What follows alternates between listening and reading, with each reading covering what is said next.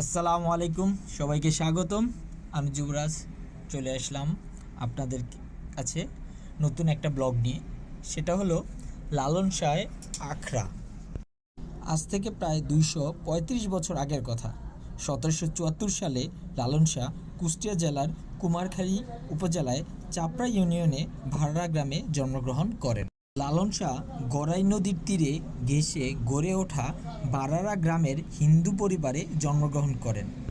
তার বাবা ছিলেন শ্রী মাধব কর আর মা ছিলেন শ্রীমতী পদ্মাবতী। লালন ছিলেন বাবা মার একমাত্র সন্তান, আর এই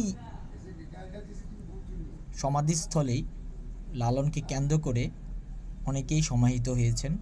লালন তাদের মধ্যখানে সমাহিত হয়েছেন। লালন শাহের সেই সমাধিস্থলটিতে আজও হাজার হাজার মানুষ আসে এবং তার কবরে জিয়ারত করে যায়। তিনি কোনো ধর্ম বর্ণভেদের ছিলেন না, তিনি সকল ধর্মের ছিলেন বলা হয়ে থাকে। লালন শাহজি একদিন তীর্থযাত্রায় বের হয়েছিলেন এবং গঙ্গা স্নান করেছিলেন। তখন লালনের সঙ্গীর সাথীরা গঙ্গায় স্নান করার পরে লালন শাহ বসন্ত রোগে আক্রান্ত হয়েছিলেন।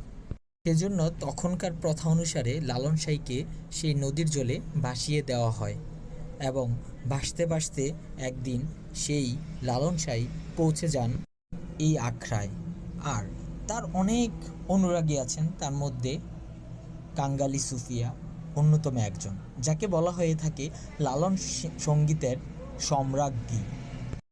সেই কাঙ্গালি সুফিয়ার সাথে কিছুটা সময় কাটিয়েছিলাম। তিনি অত্যন্ত ভালো মনের মানুষ। তার কথা, আচার আচরণ খুবই আপন মানুষের মতো। তার কথায়, আচার আচরণে তাকে মনে হয়েছিল তিনি কত দিনের পুরনো চেনা একজন মানুষ। সত্যি যারা গুণী মানুষ হয়ে থাকেন তারা সত্যিই সবার খুব কাছের হয়ে থাকেন এবং সবার সাথে মিশতে পারেন এবং আনন্দ করতে পারেন। ধন্যবাদ সম্রাজ্ঞী বা লালন সঙ্গীতের যাকে বলা হয় সম্রাজ্ঞী, সেই কাঙ্গালি সুফিয়াকে। তার যৌবনকালে তিনি অনেক সুন্দর সুন্দর গান উপহার দিয়েছিলেন আমাদেরকে। তাকে অনেক অনেক ধন্যবাদ। এই বয়সে এসে তিনি আমাদেরকে যথেষ্ট আনন্দ দিয়েছেন এবং ভালোবাসা দিয়েছেন। তার প্রতি সম্মান নিয়ে বলি, আপনি বেঁচে থাকুন আরও অনন্তকাল। মৃত্যুর পরেও যেন আমরা আপনাকে শ্রদ্ধা ভরে স্মরণ করতে পারি। আসি আমরা লালনের কথায়। লালন শাহ যখন ভাসতে ভাসতে নদীর পাড়ে আসেন, তখন এক মহিলা তাকে আপন করে গড়ে তুলে নেন, যিনি ছিলেন সন্তানহারা।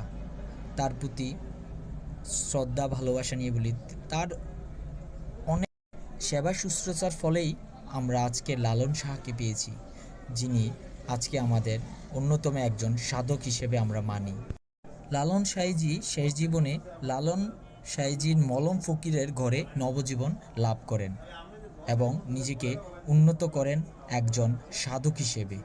আমরা তার রুহের মাগফিরাত কামনা করি এবং আমরা সবাই যেন ভালো মনের অধিকারী হতে পারি। আমরা তার জন্য দোয়া করব, একজন আরেকজনকে দোয়া করব, ভালো থাকবো।